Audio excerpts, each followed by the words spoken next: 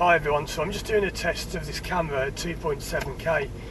So yeah, just going to drive around. It's the same route I did before when I did the other comparisons. So just seeing how this looks. It should look really good. And I have now got a 4K TV so I can see if it looks good myself without having to rely on other people telling me. But yeah, this is 2.7K at 30 frames a second. I probably won't use this mode too much, I don't know, I prefer 1080p, that's just the way I like it, 60 frames a second. But for those of you that are interested in buying this camera, this is what it looks like. So I've got front and rear cameras going at 2.7K. You'll probably only be seeing the front one at the moment, because I still don't actually have any software to edit video of this high resolution. So I have to just put these on YouTube and then use their editor, which is very basic. You can only really clip, trim the video as it were. So I'm just going to keep quiet for a moment.